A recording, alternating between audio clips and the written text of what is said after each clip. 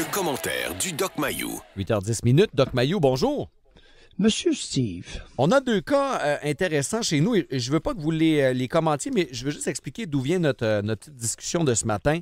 On a un homme qui est accusé d'avoir tué sa mère à coups de couteau. Un homme qui était aux prises avec des problèmes de santé mentale. On parle de schizophrénie. Steve, combien de coups? Combien de coups de couteau? J'ai pas le nombre de coups, là, mais c'est plusieurs fois. Là. Aux nouvelles, on nous a dit 30 coups. Oui, ben c'est ça. En tout cas, 30 coups de couteau? Pas mal. On va y aller pour pas mal, là. Pas mal plus d'un. Oui, pas mal plus d'un. Oui, oui. Et on a l'histoire... On a entendu le mot schizophrénie. Ça sort d'où, ça, schizophrénie? As-tu idée? C'est ce qu'on a dans les informations qui sont sorties là, de cette histoire-là. OK. J'aimerais vous en dire plus. Là. Je ne sais pas s'il y a déjà... On dit, de façon sûre, il a déjà été diagnostiqué avec un trouble de santé mentale. On nous parle possiblement lié à la schizophrénie. Mais qui a fait le diagnostic, là? C'est une bonne question. J'aimerais ça qu'on parle de troubles psychiatriques ou de troubles, tu sais, une maladie mentale. Pas un trouble de santé mentale, parce qu'il n'est pas en santé, le gars. Là. 30 coups de couteau à sa mère, là. Il n'est pas en santé, celui-là. Hein? Effectivement. C'est pas un trouble de santé mentale, c'est un trouble de maladie mentale. Vous avez raison. Appelons un chat un chat. Oui, tout à fait. Maladie mentale. Bon. Et on a un autre... Ou maladie psychiatrique, respectueusement dit. Une maladie psychiatrique. Et on a un autre cas d'homme, donc tout ça dans la même semaine ici dans le coin, qui avait également des problèmes de santé mentale, qui s'en est pris physiquement à son père dans la nuit de lundi à mardi. Celui-là n'est pas décédé. Mais les deux choses... s'en est pris de quelle façon, Steve? As-tu idée? Parce que je ne suis pas au courant de ce deuxième-là.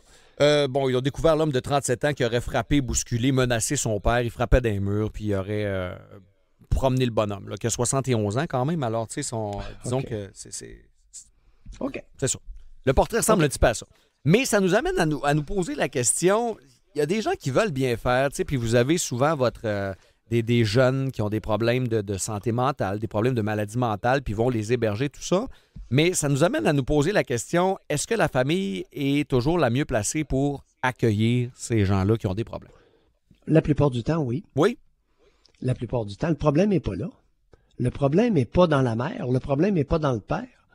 Le problème est, lorsqu'on parle de schizophrénie, de maladie psychiatrique grave, dans le contrôle des symptômes psychotiques, hallucinations et idées délirantes.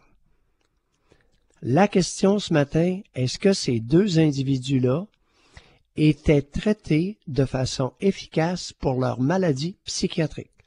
Normalement, la médication fonctionne. Ce que moi j'entends souvent, c'est qu'à un moment donné, il y a un dérèglement pour toutes sortes de raisons. Des fois, c'est de la consommation ou autre, puis c'est là que souvent ces gens-là perdent les pédales. Non, il y en a le tiers avant la drogue. OK. Oui, la drogue peut exacerber la problématique. Mais la problématique est la suivante. Il y a le tiers des patients qui sont réfractaires, qui ne répondent pas aux doses habituelles d'antipsychotiques pour traiter leur schizophrénie. J'ai une question pour vous. C'est ce qui m'a valu des radiations et une guerre de la part de mon ordre professionnel. Oui, j'ai voulu améliorer l'efficacité du traitement. J'en ai fait un leitmotiv professionnel. D'améliorer l'efficacité du traitement des antipsychotiques pour les individus sévèrement atteints de schizophrénie, qui ne répondaient pas aux doses habituelles. Donc, j'ai augmenté les doses d'antipsychotiques et ça a rendu furieux Mario Deschênes. J'ai été dans une cause, j'avais été radié par un comité de discipline 2 ans. Dans une autre cause concernant des adolescents, des enfants et des adolescents, c'était 1 an de radiation. Mais là, je vous ramène la question pour des familles qui nous écoutent, parce qu'il y en a quand même, il y en a plusieurs qui sont aux prises avec des proches comme ça qui ont des problèmes. Oui. Si le jeune, ou peu importe l'âge de la personne, répond bien au traitement au début, est-ce que généralement, s'il n'y a pas de modification, c'est-à-dire perte de poids, prise de poids, drogue, etc., est-ce que normalement, ça devrait fonctionner tout le temps ou il faut vraiment être à l'affût parce que ça peut changer n'importe quand la réponse? Non. Lorsque le traitement est efficace et que l'individu atteint de schizophrénie, avec un traitement efficace, ne prend pas de drogue ou de boisson, d'alcool, à ce moment-là, il peut être bien longtemps. Et ne plus être 8 ans, 10 ans, 20 ans sans récidiver. J'en ai plusieurs qui vont vraiment bien. La prise de poids ou l'âge, est-ce que ça peut avoir une influence? Non, on va trouver... non, la prise de poids, c'est pas relié. Puis l'âge non plus. Alors, ce qui est important de mentionner, il y a 25-28 ans, sur les ondes de CKC à Montréal, j'avais entendu de mes oreilles Jacques Talbot, psychiatre à Pinel, rassurer la population en leur faisant croire que les individus qui souffraient d'une maladie psychiatrique n'étaient pas plus dangereux que n'importe qui de la population en général. Bon, on entend ça des fois. Là, tu m'amènes 2 cas, là. Est-ce que tu as déjà entendu parler de Hells Angels qui a coupé la gorge de sa mère, toi, ou qui a poignardé sa mère? Non. Jamais. Pourtant, c'est des sacrements de crottés. On est d'accord là-dessus? Ben, en tout cas, ils sont reconnus pour une certaine violence. Pour pas parler de pantoufles en ciment et autres méthodes. Je pensais que tu allais dire une violence certaine. Une violence certaine ou une certaine violence? Lorsqu'ils en ont expédié c'est toute une série dans le fleuve, dans un sac de couchage avec un morceau de béton ou une roche dans le sac. Ils sont reconnus pour ça. Tu te souviens de cette histoire-là? Oh oui, tout à fait. Bizarrement, quand est-ce qu'on a entendu un Hells, un trafiquant de drogue, couper le cou de sa mère? Poignarder sa mère? Vous êtes intervenant là-dedans, là, puis je pense aux autres parce qu'il y a les proches et la famille, mais vous avez tous les intervenants aussi. Est-ce que la violence, c'est coutume en santé mentale? Est-ce que ça doit être une préoccupation? Ben oui. Chez les hommes atteints de schizophrénie paranoïde, non efficacement traités. OK.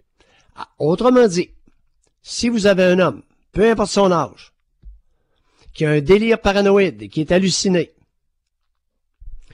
il est nécessairement extrêmement imprévisible s'il n'est pas traité efficacement, c'est-à-dire bien contrôlé dans ses symptômes. La schizophrénie, c'est comme le diabète. OK? Prends ton insuline comme il faut, ajuste bien tes traitements d'insuline, puis ta glycémie va être belle, tu feras pas d'hyper ou d'hypoglycémie. Tu rentreras pas à l'hôpital dans le coma. OK? Mm-hmm. La schizophrénie, c'est pareil. Il y a des antipsychotiques qui contrôlent les symptômes. Ça guérit pas. Mais ça peut, dans bien des cas, contrôler efficacement, soit totalement ou en grande partie les symptômes. Mais le Collège des médecins, à un moment donné, n'a pas voulu que Mayou, à Trois-Rivières, se mette dans la tête en 1980-1979 de vouloir améliorer le traitement aux antipsychotiques chez ceux qui ne répondaient pas à la dose habituelle.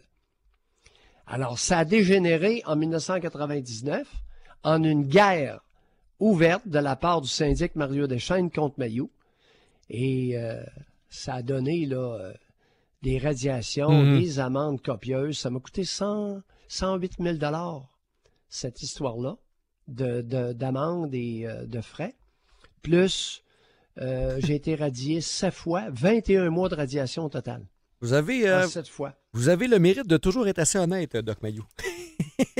Disons qu'il y a une certaine candeur dans votre histoire. C'est plate. Je ne lâcherai pas jusqu'à ma mort.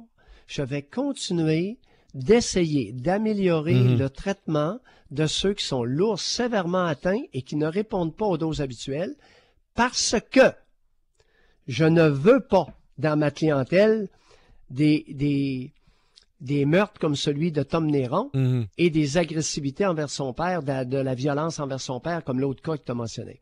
Merci beaucoup, Doc Mayou. On pourra en parler pendant des... Oui.